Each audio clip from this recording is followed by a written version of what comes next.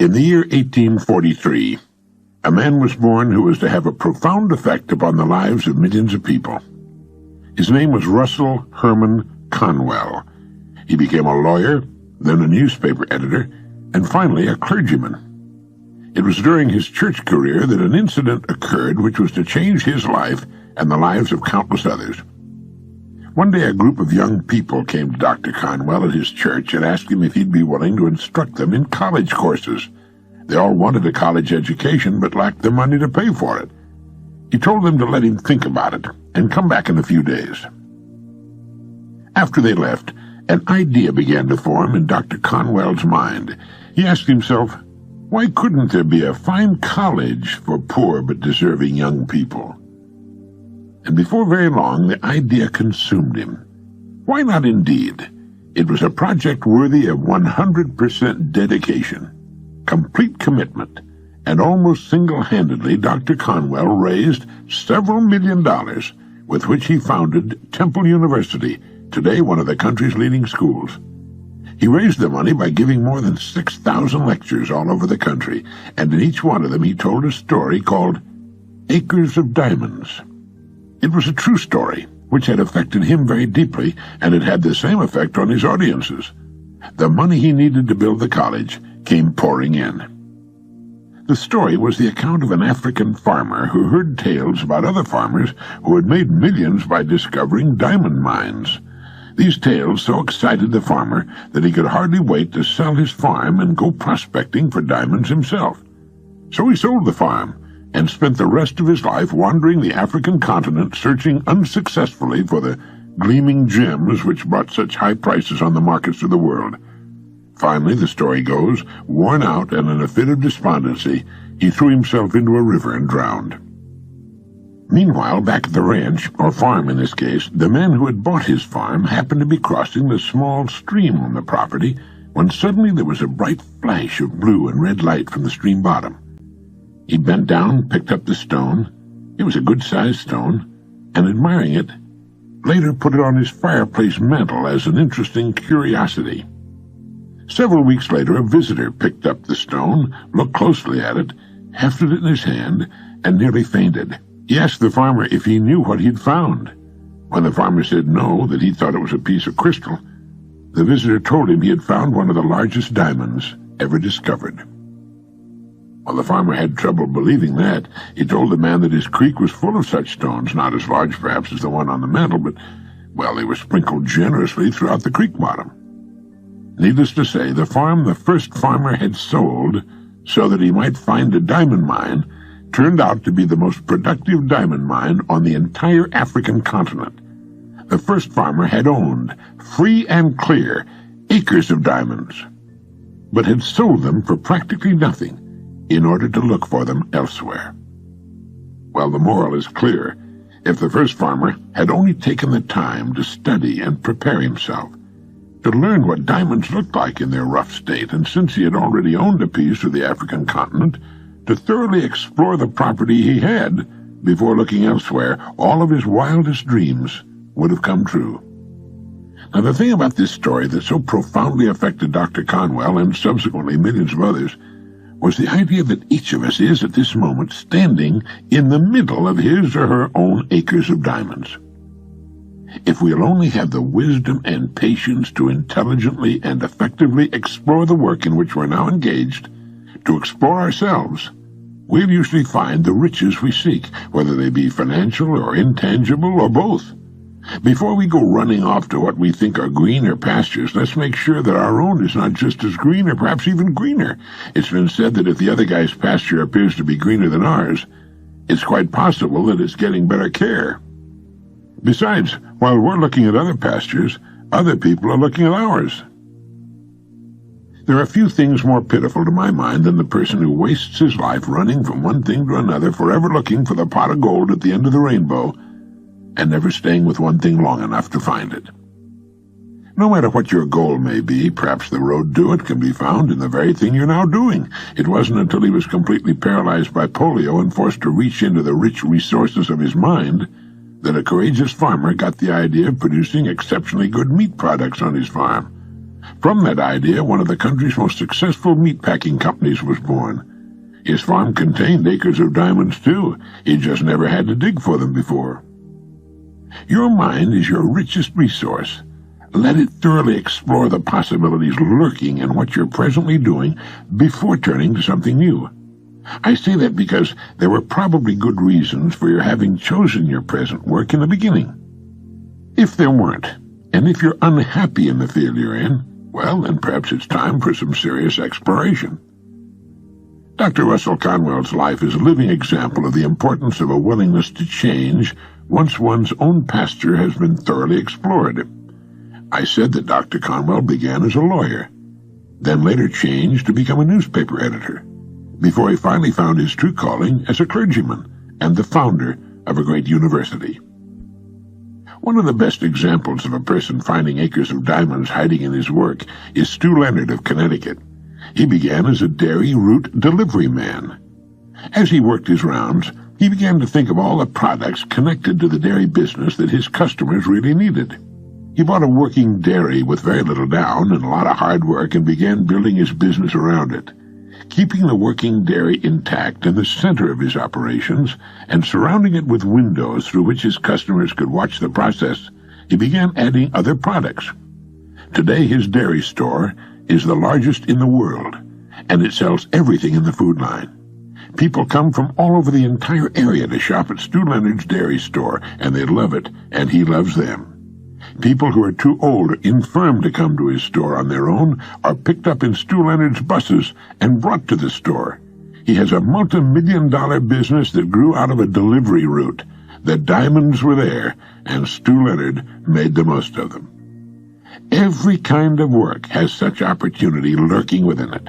The opportunities are there now, clamoring to be noticed, but they cannot speak or print signs for us to read. Our part of the bargain is to look at our work with new eyes, with the eyes of creation. Teilhard de Chardin said, "It is our duty as men and women to proceed as though limits to our abilities do not exist. We are collaborators in creation." A man I knew in Arizona began with a small gas station. One day, sitting at his desk and watching through the window while one of his young attendants filled a man's gas tank, he watched the customer while he stood about waiting for the job to be finished. It dawned upon him that that man had money in his pockets, and there were things he needed, or wanted, that he'd pay for if they were conveniently displayed where he could see them. So he began adding things: fishing tackle, then fishing licenses, hunting and camping equipment, rifles, shotguns, ammunition, hunting licenses. He found an excellent line of aluminum fishing boats and trailers.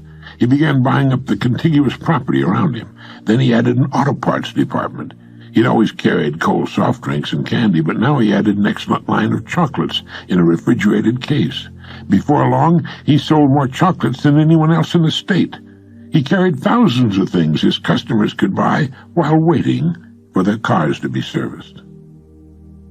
All the products he sold also guaranteed that most of the gas customers in town would come to his station. He sold more gas. He began cashing checks on Friday, and the bonanza grew and grew. It all started with a man with a human brain watching a customer standing around with money in his pockets and nothing to spend it on. Others would have lived and died with the small service station, and they do. My friend saw the diamonds. Both my friend in Arizona and Stu Leonard in Connecticut are customer-oriented. Serve the customer. Serve the customer better than anyone else is serving the customer. Stu Leonard has his company policy conspicuously displayed in his store for all to read, and it goes like this. Rule number 1, the customer is always right. Rule number 2, if you think the customer is wrong, read rule number 1 again. Many service station operators, upon seeing a wealthy customer drive in, might say to themselves, I ought to be in his business. Not so. There's just as much opportunity in one business as another, if we'll only stop playing copycat with each other and begin to think creatively, begin to think in new directions. It's there, believe me, and it's our job to find it. Take the time to stand off and look at your work as a stranger might, and ask, why does he do it that way? Has he noticed how what he's doing might be capitalized upon or multiplied. If you're happy with things as they are, then by all means keep them that way. But there's great fun in finding diamonds hiding in ourselves and in our work. We never get bored or blasé or find ourselves in a rut. A rut, we're reminded, is really nothing more than a grave with the ends kicked out. Some of the most interesting businesses in the world grew out of what was originally a very small idea in a very small area. If something is needed in one town, then the chances are it's also needed in all towns and cities all over the country. You might also ask yourself, how good am I at what I'm presently doing? Do you know all there is to know about your work? Would you call yourself a first-class professional at your work? How would your work stand up against the work of others in your line? The educator and author J.B. Matthews wrote, "Unless a person has trained himself for his chance, the chance will only make him ridiculous. A great occasion is worth to a man exactly what his preparation enables him to make of it." I'm sure Dr. Matthews intended to include the female half of the world in that statement. I'm often appalled by how little people know about the business they're in. "That's not my department," they'll say. I suppose if they see a fire starting in someone else's department, they wouldn't report it. Most real estate people don't sell homes and property. They show homes and property, something a 6-year-old child could do. They often know nothing at all about selling or marketing, yet they call themselves real estate professionals. They're actually tour guides. "This is the living room," they say to intelligent men and women who already know what a living room looks like. Someone, come to think of it, I think it was me, once wrote that the human race is much like a convoy in time of war. The whole menagerie is slowed down to protect the slowest ships, and they march on in that dusty valley, unmindful of the diamonds beneath their feet. The first thing we need to do to become a diamond miner is to break away from the crowd and quit assuming that because people in the millions are living that way, it must be the best way. It is not the best way. It's the average way. The people going the best way are way out in front. They're so far ahead of the crowd you can't even see their dust anymore. They're the people who live and work on the leading edge, the cutting edge, and they mark the way for all the rest. We have a choice to make, really, you and I. It takes imagination, curious imagination, to know that diamonds don't look like cut and polished gemstones in their rough state, nor does a pile of iron ore look like stainless steel. To prospect your own acres of diamonds, develop a faculty we might call intelligent objectivity. The faculty to stand off and look at your work as a person from Mars might look at it. Within the framework of what industry or profession does your job fall? Do you know all you can about your industry or profession? Isn't it time for a refreshing change of some kind? How can the customer be given a better break? Each morning ask yourself, how can I increase my service today? There are rare and very marketable diamonds lurking all around me. Have I been looking for them, examining every facet of my work and of the industry or profession in which it has its life? There are better ways to do what I'm presently doing. What are they? How will my work be performed 20 years from now? Everything in the world is in a state of evolution and improvement. How can I do what will eventually be done anyway now? Think of what Stu Leonard did with his dairy route, and my Arizona friend with his small service station, what Famous Amos did with his chocolate chip cookies, what Procter & Gamble did with soap. Sure, there's risk involved. There's no growth of any kind without risk. We start running risks when we get out of bed in the morning. Risks are good for us. They bring out the best that's in us. They brighten the eye and get the mind cooking. They quicken the step and put a new shining look on our days. Human beings should never be settled. It's okay for chickens and cows and cats, but it's wrong for human beings. People start to die when they become settled. We need to keep things stirred up. Back in 1931, Lloyd C. Douglas, the world-famous novelist who wrote The Robe, Magnificent Obsession, and other best-selling books, wrote a magazine article titled Escape. Now, in that article, Douglas asked, who of us has not at some time toyed briefly with the temptation to run away? If all the people who have given that idea the temporary hospitality of their imagination were to have acted upon it, few would be living at their present addresses. And of the small minority who did carry the impulse into effect, it's doubtful if many ever disengaged themselves as completely as they had hoped from the problems that hurled them forth. More often than otherwise, it may be surmised, they packed up their troubles in their old kit bags and took them along. The point of the article was simply, don't try to run away from your troubles. Overcome them. Prevail right where you are. What we're really after is not escape from our perplexities and frustrations, but a triumph over them. And one of the best ways to accomplish that is to get on course and stay there. Restate and reaffirm your goal, the thing you want most to do, the place in life you want most to reach. See it clearly in your mind's eye, just as you can envision the airport in Los Angeles when you board your plane in New York. Or like a great ship in a storm, just keep your heading and your engines running. The storm will pass, although sometimes it seems that it never will. And one bright morning you'll find yourself passing the harbor light. Then you can give a big sigh of relief, rest a while, and almost before you know it, you'll find your eyes turning seaward again. You'll think of a new harbor you'd like to visit, a new voyage upon which to embark. And once again you'll set out. And that's just the way this funny-looking, two-legged, curious, imaginative, tinkering, fiddling dreamer called a human being operates. He escapes from problems not by running away from them, but by overcoming them. And no sooner does he overcome one set of problems, but he starts looking around for new and more difficult pickles to get himself into and out of. So if you find yourself looking at travel folders and thinking of running away, go ahead. Think about it. It'll get your mind off things for a while. Then zero in on your goal, more about that later, and get busy. Take one thing at a time, and before you know it, you'll start seeing those diamonds scattered all over your world, and you'll be out in the clear again. If you feel like running away from it all once in a while, you're perfectly normal.